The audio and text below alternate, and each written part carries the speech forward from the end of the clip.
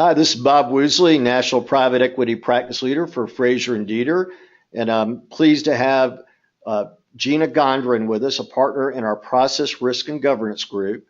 And today's podcast is going to be talking about this crazy thing, GDPR, General Data Protection Regulation, that a lot of our private equity firms have been talking to us about and starting to get on the radar screen. And this sounds like a really scary thing. So Gina, first, tell us about yourself, what you do at the firm, and let's talk about this GDPR thing that could have some impact with our client base. Yeah, thanks, Bob. So my name's Gina Gondron. Like Bob mentioned, I'm a partner in our process risk and governance practice, headquartered in our Atlanta office. And I mainly work on advisory and consulting services for a number of different clients. I've been with Fraser and Dieter for 10 years. So definitely what's a hot topic right now for a lot of different businesses in different markets is this crazy thing, GDPR. It's the General Data Protection Regulation. It is enforced by the European Union, and it goes into effect on May 25th of this year. So it is just around the corner. Yeah, I was in New York talking to one of our clients, private equity firms, and they were asking me questions about it, and my knowledge of it was so. All I could say was we better get an understanding of it quickly, and it could be bad. Right. So maybe talk about the penalties for it. Sure. And then we can maybe back up and talk about what actually you have to do. So, right. Yeah, go ahead. The penalties of non-compliance with this regulation can be up to 4% of a company's annual revenue, and that's global revenue. That's not just the revenue that you're making in the European Union. So it could be like if you have a U.S. based company. Yep. That somehow, and you're going to talk about what this is all about. Right. But it could be like if they're doing $100 million, this could be a $4 million fine. That's exactly right. Okay, now you've got our attention. Some articles are stating that penalties can rise as high as 20 million euros or $23.5 million. So that's a lot of money. Yeah, that's not That's pocket change. No. So what exactly is the European Union asking companies to do under this GDPR thing? Yeah, from a high level perspective, they are asking companies to mainly just look at what they're doing with data of EU citizens. So this can be data of any European employees that you have. How are you processing that data and where are you storing that data? Okay. It can also be related to if you're doing business in the EU, how are you capturing the data of those citizens? All right, so say I'm a private equity firm. I have a portfolio company that's based in the United States. Are you telling me like if I employ an EU person or if I'm selling into an EU market and I've got data on my prospects? That's exactly right. Yeah. So why is it bad to have data? Is it? And it's not, Okay. it's not that's necessarily bad to have data. I think it's where we think kind of the world's going, Right. I mean, think of cybersecurity breaches, think of everyone's just scared. There's data all over the place and we don't know what's happening with it. So the EU with this standard saying, hey, if you've got information on our citizens, you better know where it is. That's right. And then I've been told if somebody says forget me, like Yep. You have the right to be forgotten. If you're an EU citizen. Yep. So you could tell this U.S.-based company, I need to be forgotten. That's exactly right. You can write a request to say, remove my data from every location that it's at. So a company has to have a procedure to do that. Right, and that's the main kind of step, or the first step with this law is you have to just figure out where you're holding this data and what data you have. And that's a big task for some companies. Could be in the cloud. It could be in our ERP systems. It could be in our Salesforce. It could go back 20 years. Oh my gosh. Okay. So this could be a nightmare. Yeah, I mean, it's definitely, it's understanding the data flow and access points of the data of those citizens that you're keeping. Okay. So basically, some EU citizen goes, all right, forget me.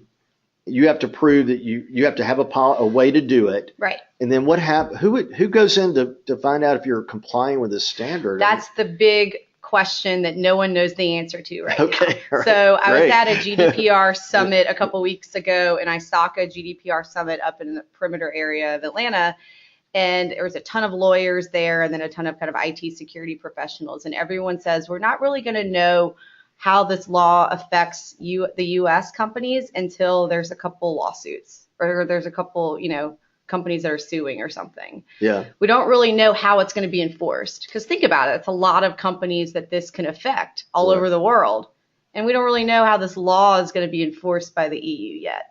So everyone's a little on edge until maybe May 26th to see what are they going to do to come after you to make sure that you did comply, unless you face that 4%. I mean, do you have to have like a GDPR certificate of compliance? No, Or? what we've been helping companies do is just help them prepare with this regulation. So there's a number of controls and criteria in place that you should be complying with. So we're helping them kind of get prepared for that and assessing their current environment against what the law says they should be doing. What the GDPR law, That's right. It's not a U.S. law, it's Right. an EU law Yeah. that says you should be able to do these things, with your data. Right. And you're going in and say, okay, well, based on how you read it, then you're advising clients, well, okay, if they're saying that, then here's what you should do. Right. So I think the question, like we say with cybersecurity, it's not if, but when you're going to get hacked or when a breach is going to occur. So Okay. what we say about GDPR is if the EU comes and asks, what did you do to comply with this? You at least have something to show that we assessed our environment against what the law says, and this is what we've got in place. Do firms like Fraser Deeter go in and issue some kind of report? We do, yeah. Right? So we issue kind of a risk assessment or readiness assessment report to show where they are, and it also with the gaps, so are there gaps in place against the law, and what are the recommendations for things they need to implement? But that would be an internal report where you're advising the client. Right. There's nothing. So there's no external, like you can't waive. It's not like a certificate. Like a SOC report. Nope. So that's not there yet. It's not there yet. Do you see that coming down the road? That's a good question. I would possibly see that happening, to say we've got, maybe put that seal on your website similar to what we have for SOC reporting.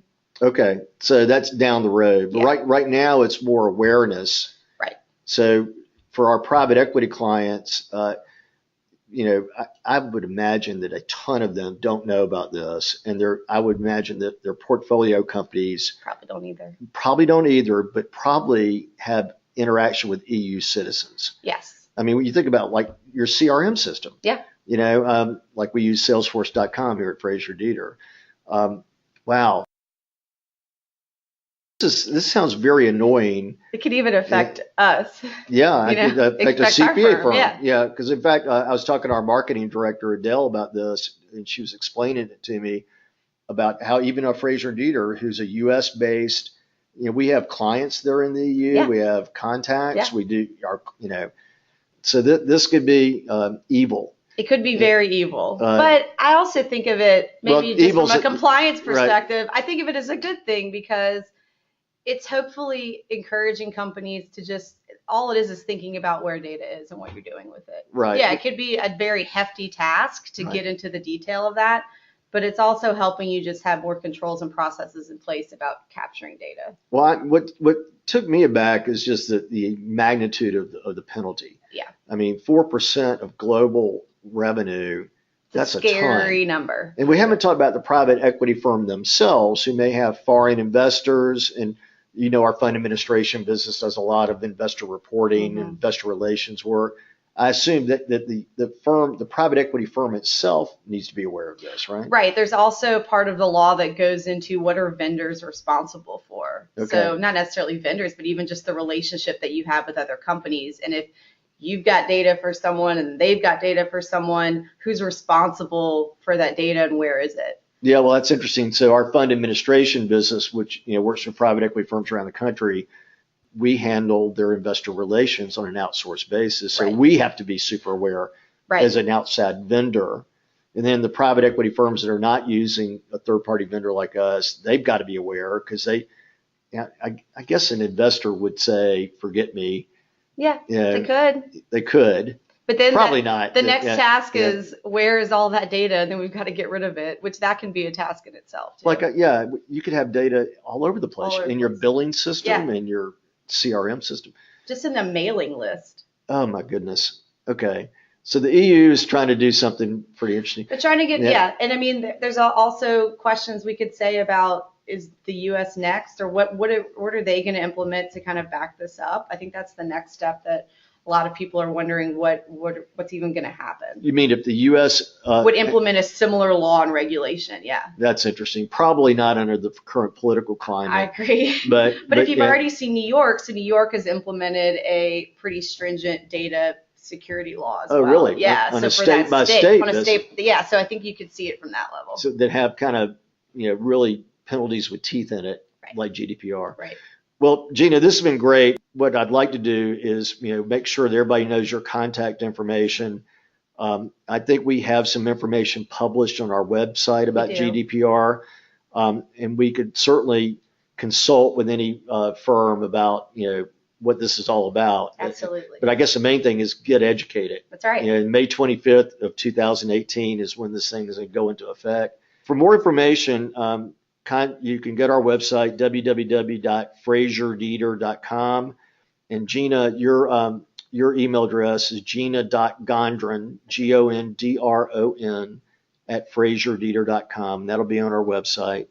I might ask you to come back and talk to us again about this because it sounds like there's a lot of things we don't know yet. That's right. Right. It would be great to come back, post to May 25th and see what's happening. Yeah, maybe sometime in the summer I could invite you back and just give us an update. Maybe share some stories about what clients are doing. Yep. And, hopefully nobody's going to get a penalty. I hope not. I just don't know how the GDPR is going to enforce that. And they're going to go try to collect that. Wow. It's going to be really an interesting international conundrum there. It will. Yeah. Well, it's something definitely for us to watch. And I really appreciate you bringing your expertise and time here. Well, thank you, Gina. Thanks, Bob. All right. Talk to you later.